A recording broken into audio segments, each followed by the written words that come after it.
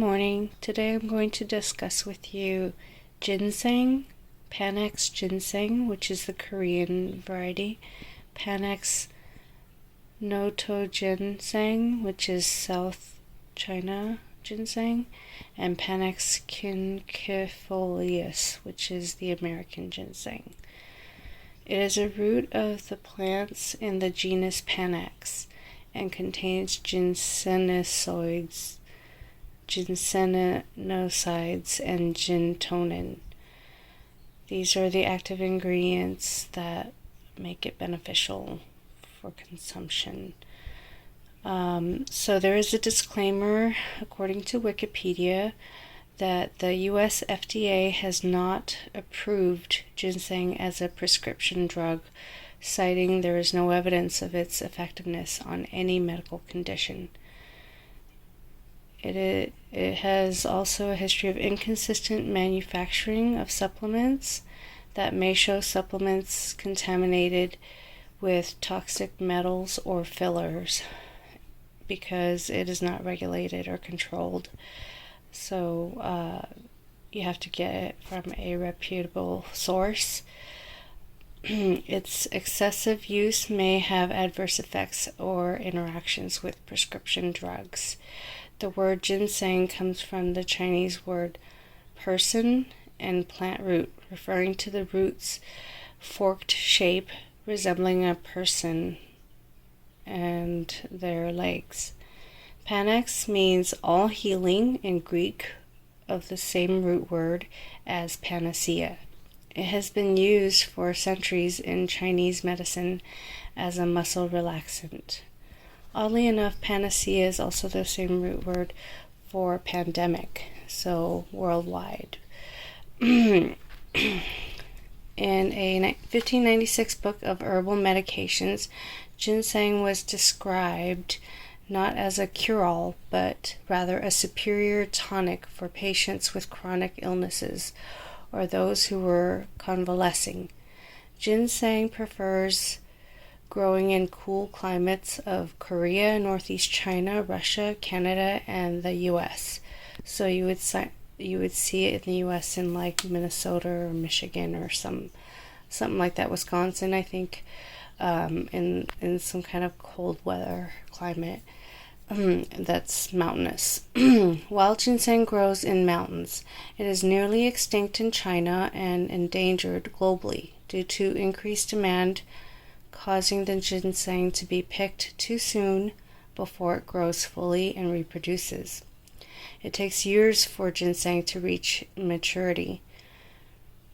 Native Americans used wild ginseng as medicine as well. Today, wild American ginseng may be harvested in 19 states, but has restrictions for exporting. Cultivated ginseng is less pricey than the rare wild ginseng. Wild cultivated ginseng is planted on mountains by humans and left to grow like wild ginseng.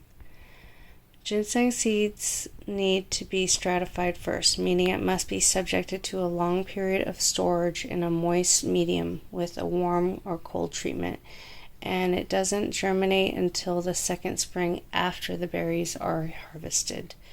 Fresh ginseng or green ginseng is non-dried raw root, as ginseng is normally purchased dried. Ginseng can be found as white or red ginseng depending on how it is treated, with white ginseng being slightly less potent and the time that it is harvested. 35 countries sell ginseng commercially, but China is the main consumer. In 2013, global sales were in excess of $2 billion, half of it produced by South Korea. So let's talk about the uses of ginseng. Ginseng may be added to energy drinks, herbal teas, or sold as a supplement. The root is usually sold in the dried form for preservation purposes, whole or sliced. So here I have a sliced variety, which is nice for teas and soups and things like that. And you can eat it after you've used it in your tea. And here I have it whole, which was a mistake, because for me it's really hard to, they're really hard. So you'd have to soak them to soften them, or use it in a soup or steam it. I mean, you could put it in your tea, but it's still going to be this really thick, hard stuff. I mean, it'll soften, but I think it would have been ideal if I had purchased it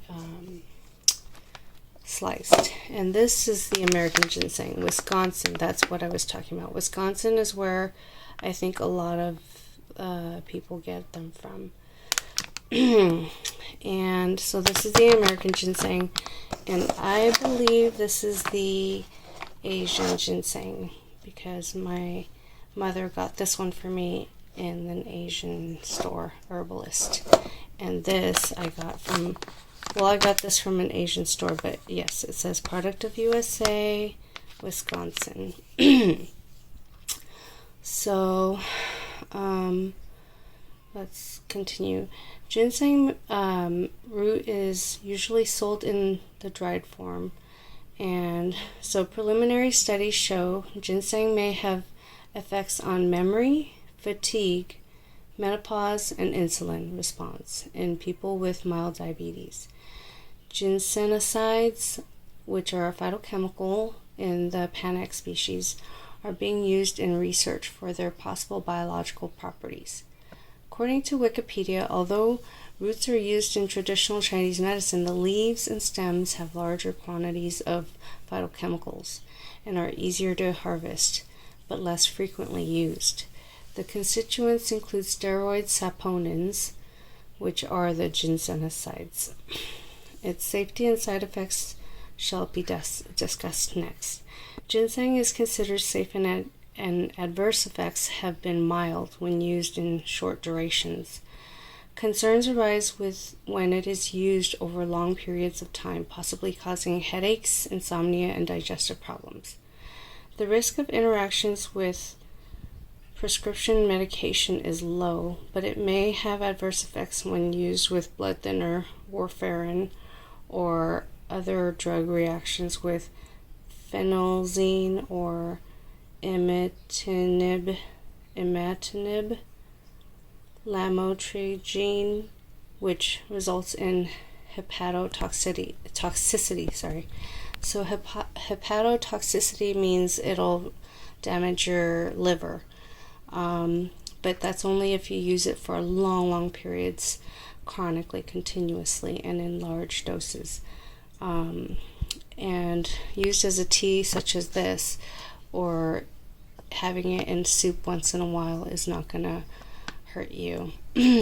Other side effects may be anxiety, fluctuations in blood pressure, breast pain, vaginal bleeding, nausea, diarrhea. Common ginseng is considered safe even in large amounts. The common symptoms of ginseng overdose is bleeding, dry mouth, fidgeting, irritability, tremor, palpitations, blurred vision, increased body temperature, and increased blood pressure. Also, headaches, insomnia, edema, which is swelling in the body, decreased appetite, dizziness, itching, eczema, early morning diarrhea, bleeding, and fatigue. Now, I have used this product many times and have not had these issues. However, I have not used it chronically over time, not for like a whole year or several months or anything like that. I use it on occasion. And so Siberian ginseng is in the same family as ginseng, but is not a true ginseng because it is not in the same genus and doesn't contain ginsenosides.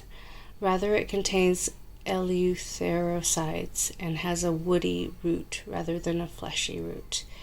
And it is not in the Panax family. So beware to not get Siberian ginseng for the same type of health benefits. So on to the health benefits. So according to Healthline's Arlene Semico, who has a master's in science and is a nutritionist. She states that there are 7 benefits of evidence, which are evidence-based for ginseng use. Ginseng is slow growing and is classified as fresh, white, or red based on when it is harvested and what treatment it undergoes, and has been used in traditional Chinese medicine for centuries. The most popular are American and Asian Panax ginseng, which vary in their concentration of active compounds. American ginseng is believed to be relaxing, while the Asian variety has an invigorating effect.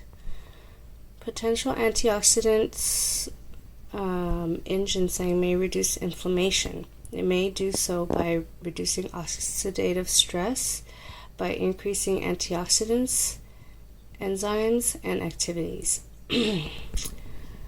By increasing antioxidant enzyme activities, which can also help your body fight free radicals and also help you fight viruses and other things to get well quicker. Ginseng may benefit brain function by improving memory, behavior, and mood. Ginsenosides and compounds may protect the brain against damage caused by free radicals, according to the study of 30 healthy people taking 200 milligrams of ginseng supplement daily for 4 weeks. It may help those with Alzheimer's as well. Ginseng may improve erectile dysfunction as an alternative treatment by decreasing oxidative stress and enhancing blood flow for men. It may boost the immune system. A study of recovering cancer patients showed significant improvements in immune functions and a lower recurrence of symptoms, showing better immune system markers with possibly a 38% higher survival rate. Further studies are needed with higher population being tested to have clearer results. It may have potential benefits against cancer with 16% lower risk of developing cancer by preventing abnormal cell production and growth. It may fight feelings of fatigue and increase energy levels due to decreased oxidative stress and higher energy production in cells. Ginseng may lower blood sugar by improving pancreatic cell function, boosting insulin production, and enhancing blood sugar uptake in tissues. The 2 areas of effectiveness especially is regulating type 2 diabetes and upper respiratory infections. Now, here are some disclaimers. Those on diabetes meds and using ginseng should regularly test their blood glucose levels to make sure it doesn't go down too low, and take ginseng in 2 to 3 week increments, and followed by 2 to 3 weeks of breaks in between, as extended use could decrease its effectiveness in the body. So there you have it. Those are the benefits of using ginseng, and I like to use medicinal and herbal things now and again rather than purchasing medication that I have to be on. And I think a few moments of using herb type of things, herbal things, and medicinal plants cannot hurt you, and especially when there may be some benefits. Now, I'm not saying abuse the use of it, I'm just saying use it in moderation as everything else. And the plant versions are much safer and in safer doses than in supplements. So keep that in mind. Thank you for watching. Have a great day. Please like and subscribe. Goodbye.